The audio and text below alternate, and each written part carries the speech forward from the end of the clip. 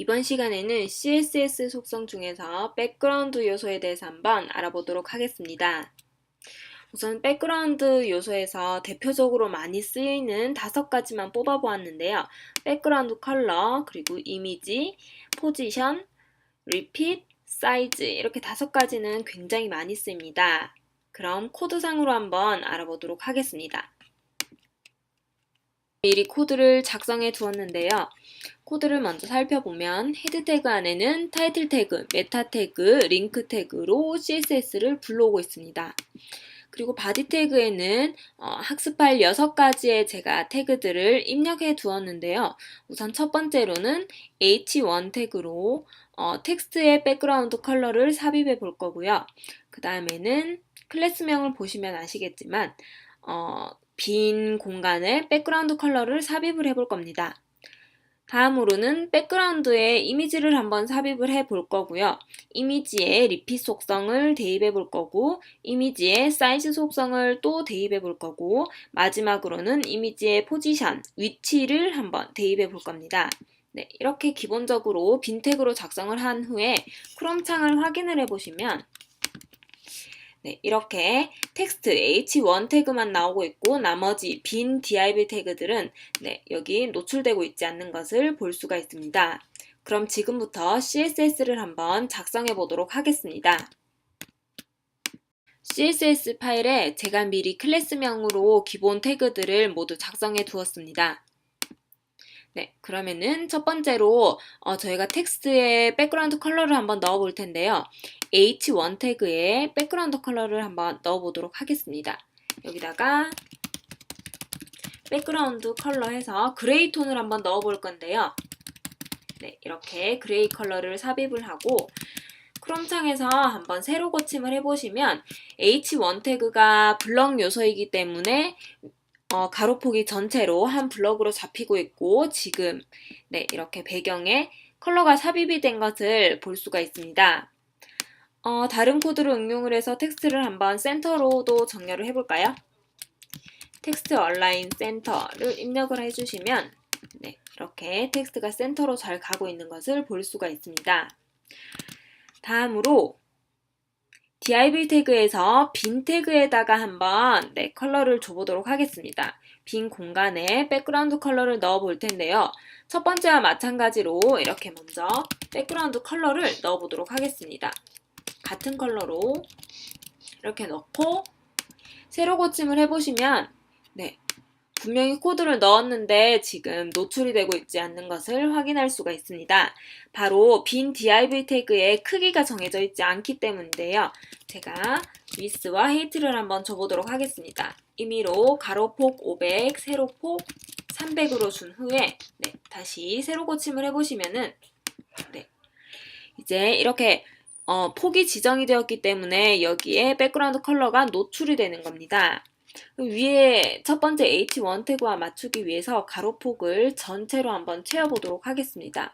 위스를 특정 치수로 입력을 하는 게 아니라 자동으로 입력을 하게 되면은 이렇게 첫 번째 h1 태그와 마찬가지로 가로가 전체로 잡히고 있는 것을 볼 수가 있습니다. 빈 태그에는 백그라운드 컬러를 삽입을 하기 위해서는 이렇게 크기가 지정이 되어야지만 컬러가 나온다는 것을 알 수가 있습니다. 다음으로는 배경에 이미지를 한번 삽입해 보도록 하겠습니다. 여기 미리 또 div 태그에 백그라운드에 이미지를 넣는다는 클래스를 삽입을 하였고요. 이 클래스에다가 마찬가지로 위에 컬러를 넣은 것과 마찬가지로 일단 width를 오토로 주고 height도 300으로 주고 잘 들어가는지 확인을 하기 위해서 컬러도 똑같이 한번 삽입해 보도록 하겠습니다. 그 다음에 배경 이미지를 삽입을 할 텐데요. 저는 미리 이미지를 폴더 안에 넣어뒀습니다. 그래서 바로 이미지를 한번 넣어보도록 하겠습니다. 백그라운드 이미지 해서 URL이라고 작성을 해주시고 이렇게 괄호 안에다가 경로를 작성해 주시면 됩니다. 제가 넣은 이미지 경로는 이미지 폴더 안에 이미지 언더바 01-01.jpg로 저장을 하였습니다. 과연 잘 나오는지 한번 확인해 보도록 하겠습니다. 크롬 창에서 새로 고침을 해보시면 네, 이 아래쪽에 지금 제가 넣어둔 이미지가 이렇게 나오는 것을 볼 수가 있습니다. 그런데 이미지 나오는 형태를 한번 잘 살펴보시면은 요만큼이 하나의 이미지 크기인데 이 한 개의 이미지가 지금 반복적으로 나오는 것을 볼 수가 있습니다. 이미지를 넣었을 때 기본 설정 값이 반복이 되도록 되어 있기 때문에 이렇게 세 장의 이미지가 반복이 되고 있는 것을 확인할 수가 있습니다. 그럼 이번에는 반복 값에 대해서 한번 알아보도록 하겠습니다. 제가 다음 태그에다가 백그라운드 이미지 반복 repeat으로 이렇게 클래스를 잡아 두었고요. CSS에서 백그라운드 이미지 repeat에서 이전 백그라운드 이미지 넣은 것을 그대로 코드를 입력을 한 후에 여기 세미콜론이 빠졌네요. 네, 이렇게 세미콜론을 해주시고 백그라운드 repeat을 입력을 해주시고 일단 반복하지 않겠다라는 no repeat을 써주시면 네, 한번 확인해 볼까요? 크롬 창에서 이 아래쪽에 새로 생성이 되겠죠? 네, 이렇게 생성이 된 것을 볼 수가 있고요. 지금 반복되지 않게 no repeat을 써서 지금 이미지가 한 번만 나오고 있고 나머지에는 이렇게 백그라운드 컬러를 줘서 이만큼의 영역을 잡고 있다는 것을 확인할 수가 있습니다. 네, 반복되지 않는 것을 지금 볼 수가 있었고요. 다음으로는 이 이미지의 백그라운드 이미지의 크기를 한번 조정해 보도록 하겠습니다. 마찬가지로 제가 HTML 파일에서 div 태그의 클래스를 사이즈, 백그라운드 이미지 사이즈로 하나 지정을 해 두었고요. CSS에서 네, 위에 코드를 그대로 복사해서 붙여넣기를 하면은 네, 다시 한번 확인을 해보면은 이 아래쪽에 또 생성이 된 것을 볼 수가 있고요.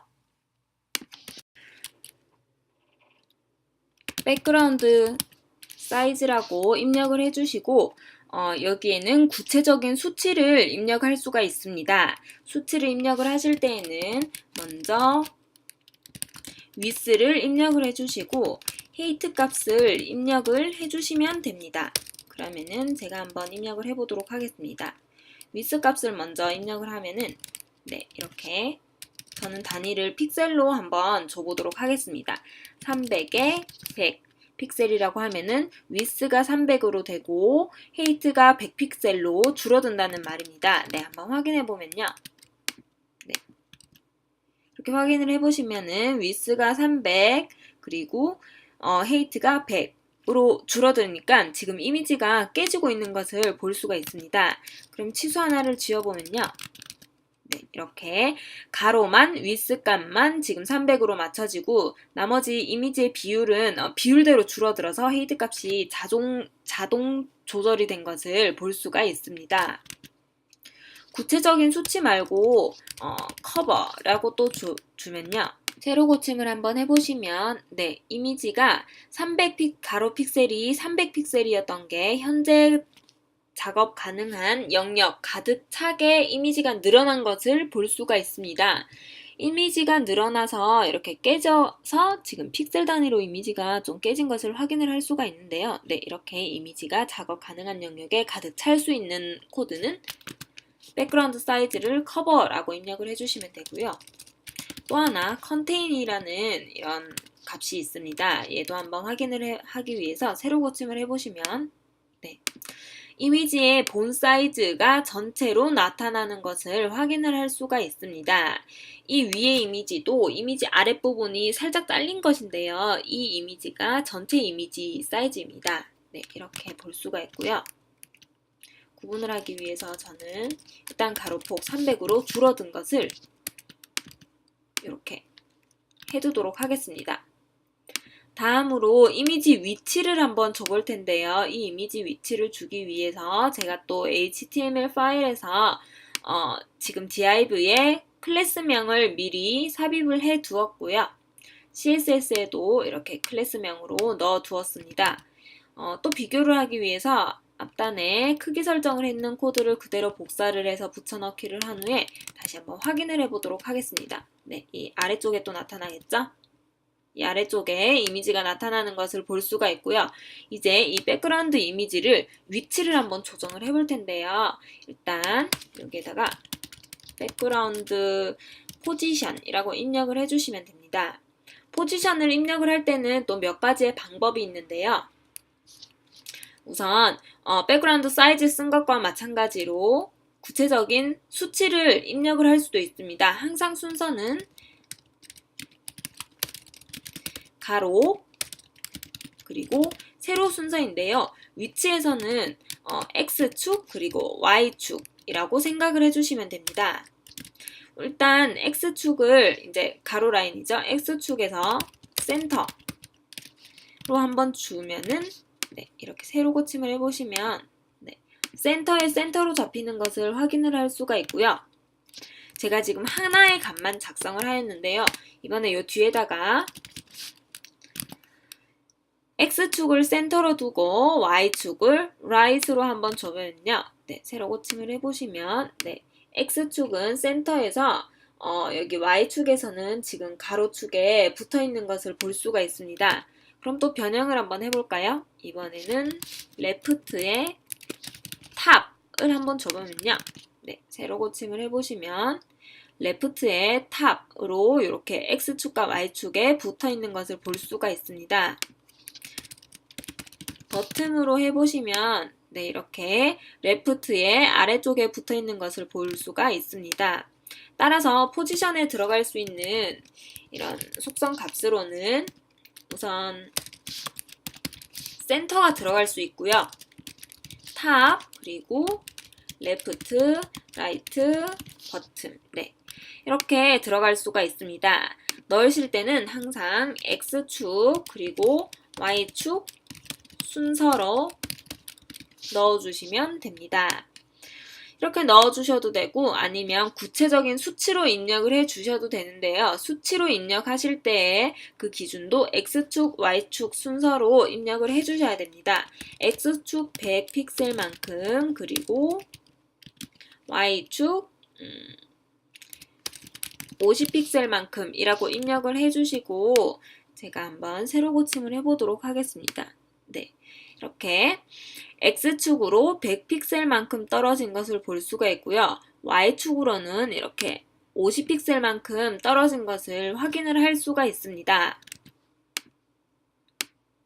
제가 다시 이렇게 센터로 바꿔두고 세로 고침을 해보시면 센터로 잘 오고 있는 것을 확인할 수가 있습니다.